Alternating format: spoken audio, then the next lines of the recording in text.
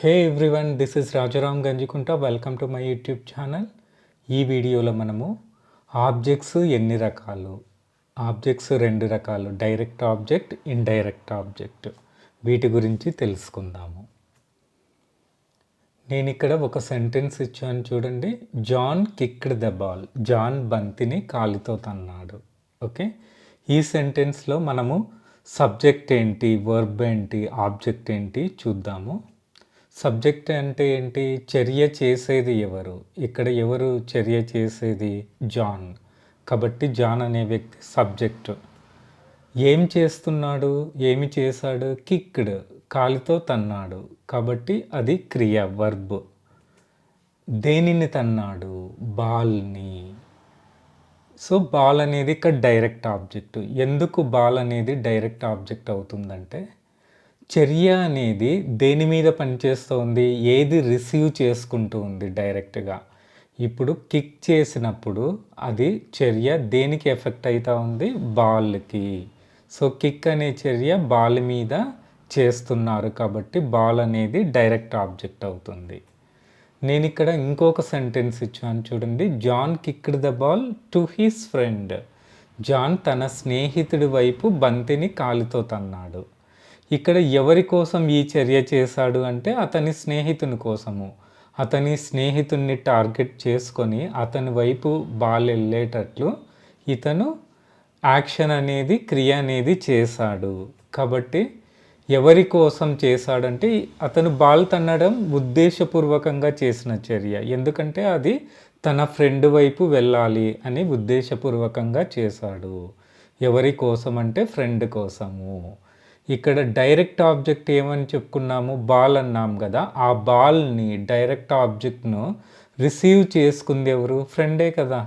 ఇప్పుడు కిక్ చేసినప్పుడు ఆ కిక్ అనే యాక్షన్ బాల్ మీద జరిగింది. ఆ బాల్ను ఎవరు రిసీవ్ చేసుకున్నారు అంటే ఫ్రెండ్.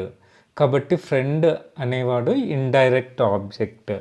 ఎవరైతే డైరెక్ట్ ఆబ్జెక్ట్ను రిసీవ్ చేసుకుంటారో, లేదంటే చర్య ఎవరి కోసం చేస్తున్నామో ఆ ఆబ్జెక్ట్ను ఇండైరెక్ట్ ఆబ్జెక్ట్ అంటాము. సో ఇక్కడ direct object ball, indirect object friend. ఇప్పుడు డెఫినేషన్ చూద్దాము. డైరెక్ట్ ఆబ్జెక్ట్ అంటే ఏంటి? ఈ సెంటెన్స్ ప్రకారము person are thing that receives the action of the verb. Okay, ఒక వ్యక్తి కావచ్చు, ఒక వస్తువు కావచ్చు, ఏదైతే యాక్షన్ను రిసీవ్ చేసుకుంటుందో ఆ ఆబ్జెక్ట్ని డైరెక్ట్ ఆబ్జెక్ట్ అంటాము. ఓకే, ఇండైరెక్ట్ ఆబ్జెక్ట్ అంటే person are thing that benefits from the action of the verb. అంటే ఏ వ్యక్తి అయితే లేదంటే వస్తువు అయితే ఆ యాక్షన్ వల్ల, క్రియ వల్ల బెనిఫిట్ పొందుతాడో, బెనిఫిట్ అంటే డైరెక్ట్ ఆబ్జెక్ట్ను రిసీవ్ చేసుకుంటాడో, లేదంటే ఎవరి కోసం ఆ చర్య చేయబడుతుందో అటువంటి ఆబ్జెక్ట్ను ఇండైరెక్ట్ ఆబ్జెక్ట్ అంటాము. ఓకే, ఇంకా కొన్ని ఎగ్జాంపుల్స్ చూద్దాము, మీకు ఇంకా క్లియర్గా అర్థమవుతుంది. నేను ఇక్కడ ఇంకో సెంటెన్స్ ఇచ్చాను చూడండి. She bought a gift for me. ఆమె నా కోసం బహుమతి కొనింది. ఇక్కడ సబ్జెక్టు షీ, చర్య చేసేది. ఏ చర్య జరిగింది ఇక్కడ? ఆమె ఏం చేసింది? కొనింది, బాట్. కాబట్టి అది వర్బ్. దేనిని కొనింది? గిఫ్ట్ను కొనింది. చర్య డైరెక్ట్గా రిసీవ్ చేసుకునేది గిఫ్ట్. కాబట్టి ఇది డైరెక్ట్ ఆబ్జెక్టు. ఎవరి కోసం కొనింది? మీ, నా కోసము. అంటే గిఫ్ట్ను రిసీవ్ చేసుకునేది ఎవరు? నేను, మీ. కాబట్టి ఇది indirect object. Okay, next sentence చూడండి. He wrote a letter to Mary. ఇక్కడ చర్య చేసేది ఎవరు? అతడు, హీ, సబ్జెక్టు. ఏం చేస్తున్నాడు? ఏమి చేశాడు? వ్రోట్, రాశాడు. కాబట్టి అది క్రియ, వర్బ్.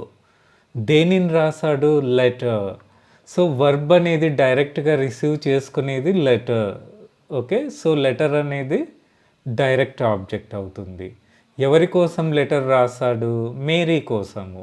అంటే ఈ లెటర్ అనేది డైరెక్ట్ ఆబ్జెక్ట్ను రిసీవ్ చేసుకునేది మేరీ. కాబట్టి ఇది ఇండైరెక్ట్ ఆబ్జెక్ట్. ఇంకో సెంటెన్స్ చూద్దాము. She explain the problem to the teacher. ఆమె సమస్యని ఉపాధ్యాయుడికి వివరించింది.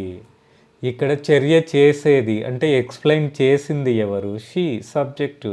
ఆమె ఏ చర్య చేసింది? ఎక్స్‌ప్లెయిన్ చేసింది. కాబట్టి అది వర్బ్ అవుతుంది. దేన్ని ఎక్స్‌ప్లెయిన్ చేసింది? ప్రాబ్లమ్‌ని. సో, వర్బ్ అనేది డైరెక్ట్‌గా ఏది రిసీవ్ చేసుకుంటోంది? ప్రాబ్లమ్, ఆ సమస్య. కాబట్టి ఇది డైరెక్ట్ ఆబ్జెక్ట్ అవుతుంది. ఎవరికి ఎక్స్‌ప్లెయిన్ చేసింది? అంటే డైరెక్ట్ ఆబ్జెక్ట్ ఈ ప్రాబ్లమ్‌ను రిసీవ్ చేసుకునింది ఎవరు? టీచర్. కాబట్టి టీచర్ అనేవాడు ఇక్కడ ఇండైరెక్ట్ ఆబ్జెక్ట్. ఓకే. అందరికీ అర్థమైందనుకుంటాను. డైరెక్ట్ ఆబ్జెక్ట్ అంటే ఏంటి? ఇండైరెక్ట్ ఆబ్జెక్ట్ అంటే ఏంటి? మీకు ఇంకా ఏమన్నా డౌట్స్ ఉంటే కమెంట్ సెక్షన్‌లో కమెంట్ చేయండి. ఇంకా ఏదైనా ఒక టాపిక్ మీద వీడియో కావాలంటే కమెంట్ సెక్షన్‌లో కమెంట్ చేయండి. Thank you so much for watching this video.